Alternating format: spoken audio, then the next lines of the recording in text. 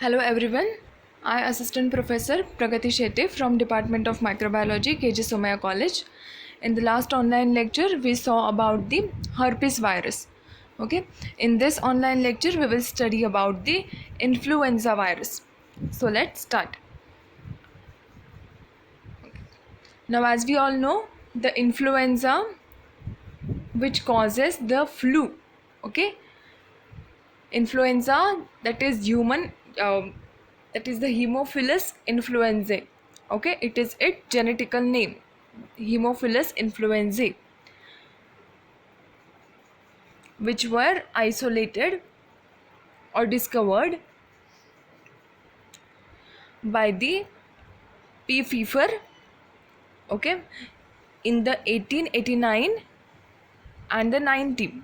Between 1889 to 19, the virus was isolated and determined as the causative agent for the flu. Okay, so in this online lecture we will study about its structure, the genetic structural modification, its antigens that are present on its envelope or its membrane. Then we will see what are its clinical feature, the epidemiology of this virus. After epidemiology, we will see the laboratory diagnosis, prophylaxis and its treatment. Okay, so now what is the structure of this influenza virus? Right now it is, as you can see in this picture, it is the spherical virus having 80 to 120 nanometer in the diameter. It is the size of its virus, and which is pleomorphic, which means it can change its shape. Okay, the morphology it can change. Okay, and that's why it is having the different types of the influenza virus, having the three types, type A, type B and the type C. Okay, the next virus core, it contains the ribonucleoprotein, which is a very distinguished and important characteristic of the influenza virus, that is the RNP protein in helical symmetry, which means in the DNA the protein is present in the genome of this virus. Okay, the genome containing the negative stranded single stranded RNA, and this RNAs are present 8 copies. Okay, exist as a 8 pieces of this RNA, its genome. Okay, and this is again a property for the orthomyxoviruses. All right, and therefore the influenza comes under the orthomyxoviruses. There are the two groups important, orthomyxovirus and the paramyxovirus. Okay, in the orthomyxovirus the genome is always segmented. Okay, and in the paramyxovirus there is only single linear molecule of the RNA, and therefore influenza comes under the orthomyxoviruses. Why? Because its genome is segmented and exists as the 8 pieces of its single stranded negative strand RNA. Okay, then this is the RNA dependent RNA polymerase. This enzyme is present in this genome and which is responsible for its transcription inside the host cell. Once the virus will enter into the host, it needs to replicate, right? And that thereafter only it will increase its count, and then it will infect the host cell. And for its multiplication, which enzyme is responsible? The RNA dependent RNA polymerase. It will transcribe the genome of the virus with the host cell genome. Okay, then the virus containing the nucleocapsid surrounded by the envelope. Okay, this envelope which has the inner protein layer and the outer lipid layer. Okay, now you can see in this structure they have shown the lipid envelope as the brown color envelope, which is the outer.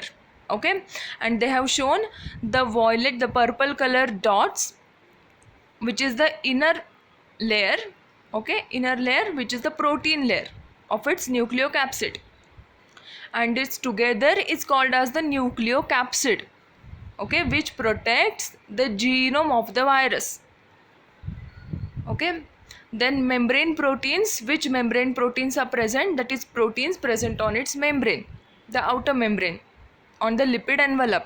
Okay, now there are the two types of the proteins present, M1 and the M2 protein.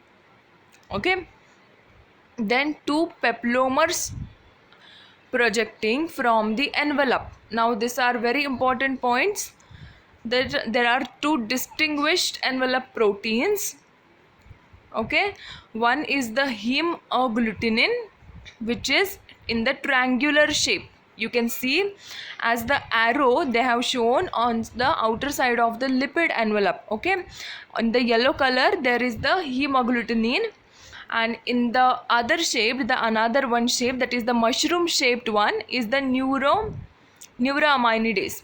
Okay, these two are very important in detection of this protein in the serological test, okay, which are present on the membrane of the virus, the outer membrane. All right, now this is the structure of the influenza virus. Now, as I discussed in this previous slide, the two important proteins which are the heme agglutinin and the neuraminidase. Now, these proteins are very useful in the serological analysis and the laboratory diagnosis for this virus, for this infection. Okay, so now how we can detect? Now heme agglutinin cause the heme agglutination.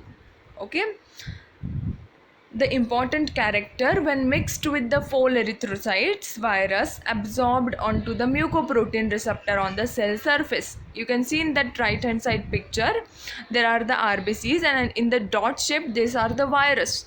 Okay, now virus will produce the viral bridges, and due to which, okay, these bridges are produced with the help of that heme agglutinin protein, okay, that antigen, and due to that they will result into the agglutination of the RBCs, and therefore if the agglutination are present, we can say that the virus is present in the test sample.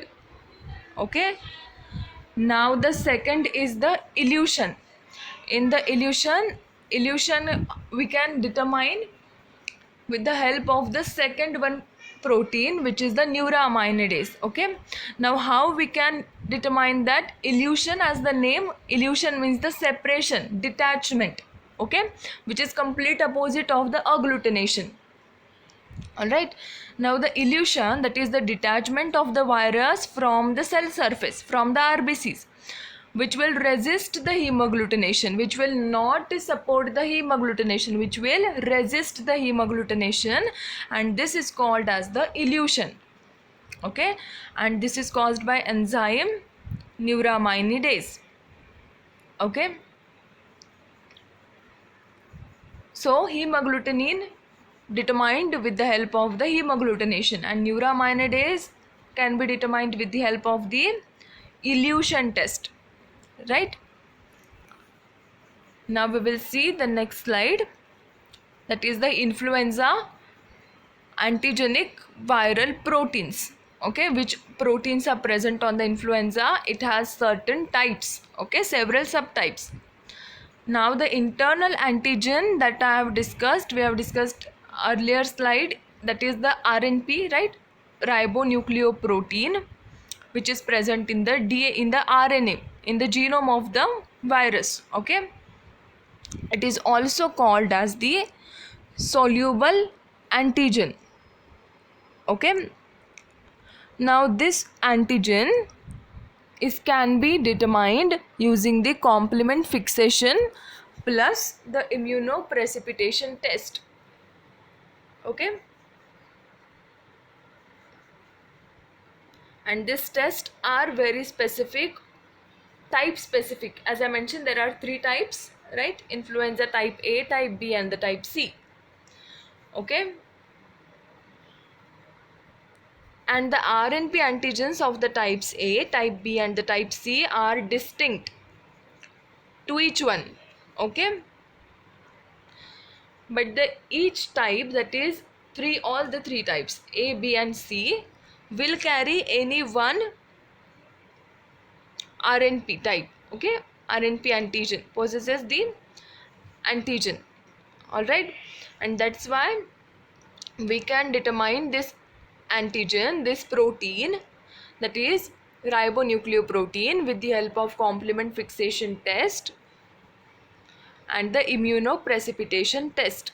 Okay, now the second one, like the RNP antigen, the M protein antigens are also there. Okay, and which is also type specific and distinct for the A, B and C type. Okay, now the envelope lipid antigen is the host specific. Okay, and is determined, which is the M protein. Okay, which has the M protein antigen. The envelope lipid antigen, that is the M protein antigen, is the lipid, is the host specific antigen, and we can determine this antigen by the species in which virus replication takes place. Okay,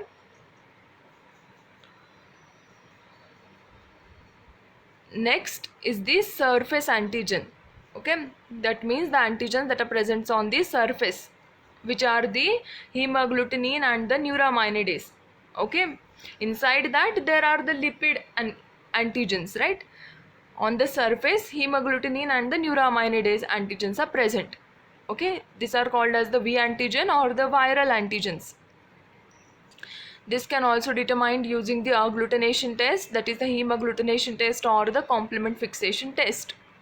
Okay, right, as I mentioned earlier, contain two proteins called as the hemagglutinin and the neuraminidase. Now the myxoviruses. Now here are the two important terms.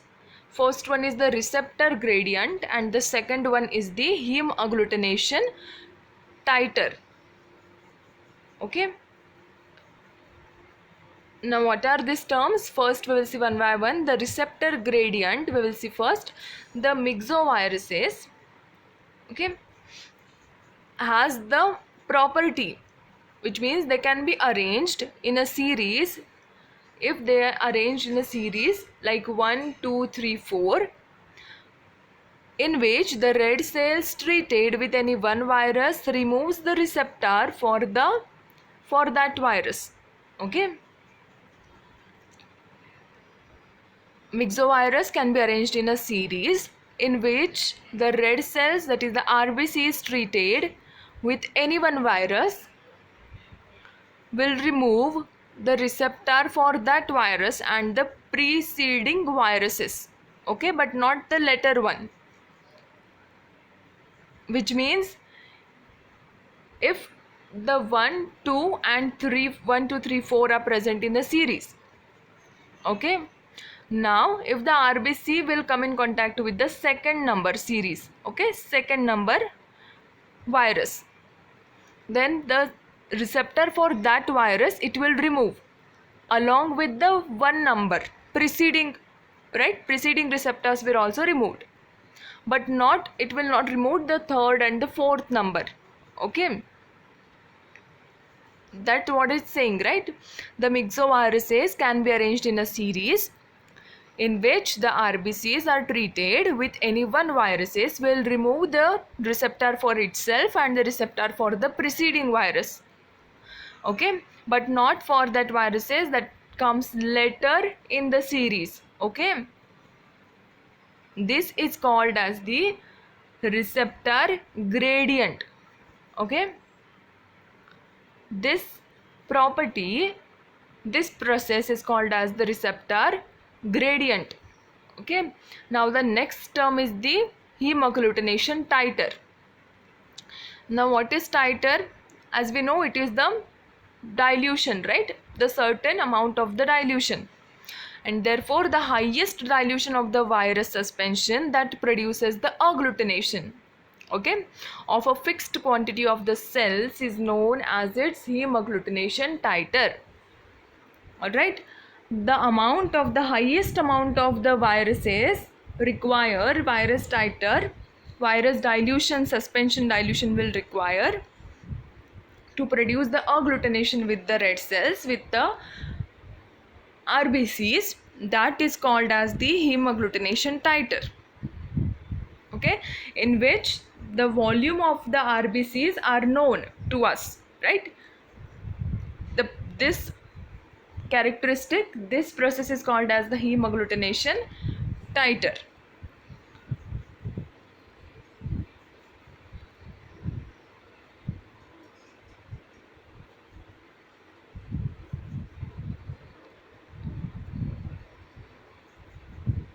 Okay, now what are the differences between the three types of the influenza, right?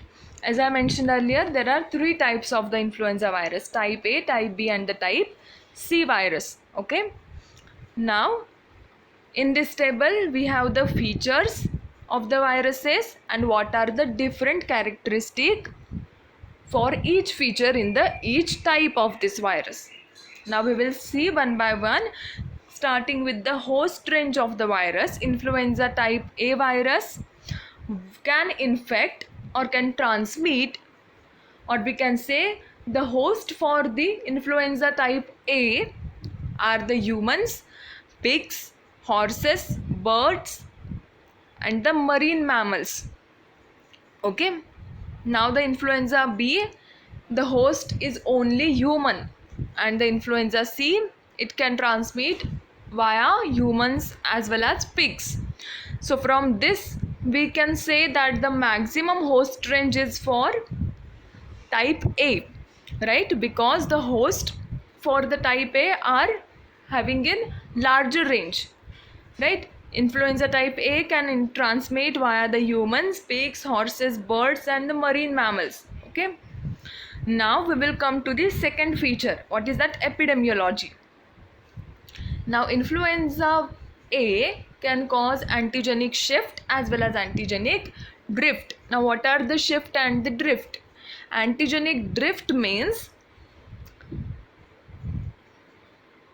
it can cause the mutations, okay, mutations, and therefore the antigenicity, the antigenic proteins will change for the binding site, right?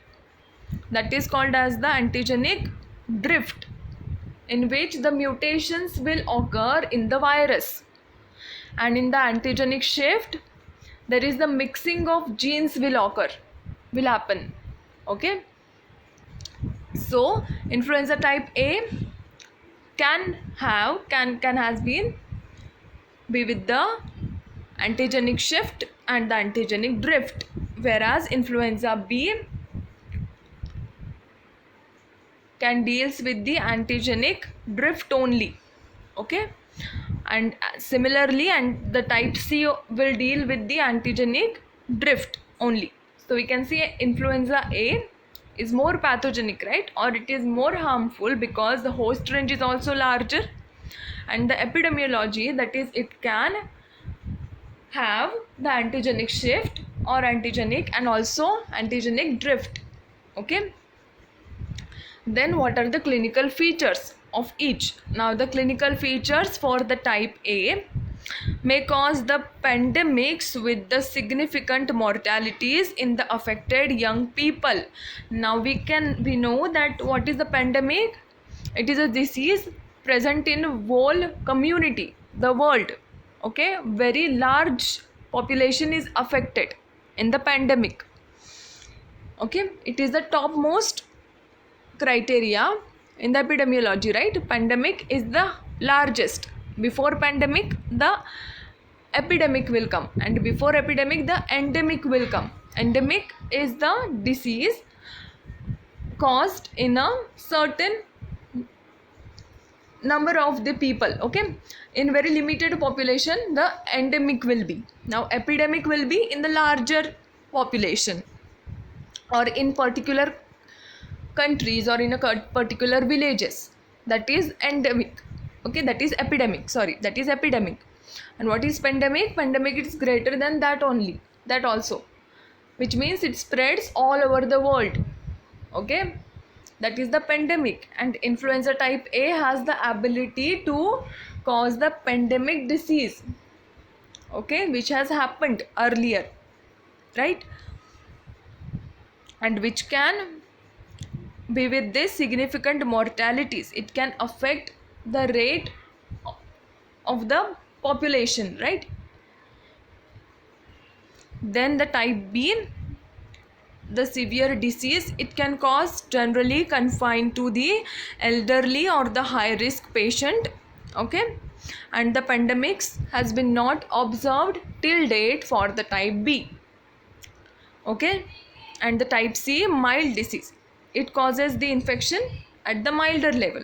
Okay, mild disease common in the children and without the seasonality, which means it can happen in any season, but the infection is very mild and mostly in the children. Okay, then genome, what is the genome of the influenza types? Type A will have the 8 gene segment, type B will have the 8 gene segments, and type C will have the 7 gene segments.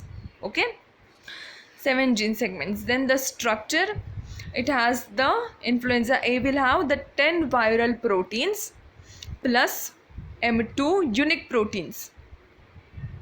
Okay, influenza B will have 11 viral protein plus NB unique protein, and influenza C will have 9 proteins, 9 viral protein plus the HEF unique proteins. Okay, this is about the structure. Okay, now these are the three various types of the three classified types of the influenza virus: influenza A, influenza B, and the influenza C. Now I hope you understood this lecture. In the lecture we saw the structure of the influenza virus, then we saw what are the antigens present, what are the proteins, right, proteins present on the membrane or on the surface of the antigen, right. Then we saw the classification, okay, that is the type A, type B, and the type C viruses. And we saw two important terms, that is the receptor gradient and the hemagglutination titer, right. I hope you understood this lecture. If you have any doubt regarding this, please ask in the comment section. Thank you for watching.